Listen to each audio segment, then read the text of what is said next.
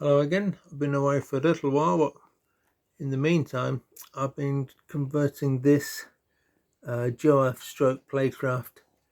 What is it? A 231C to running on 3-track. An interesting thing is with this one, once I'd undone the bolts for the pistons there, the whole mechanism actually slid out of the body backwards as opposed to lifting the shell away from it.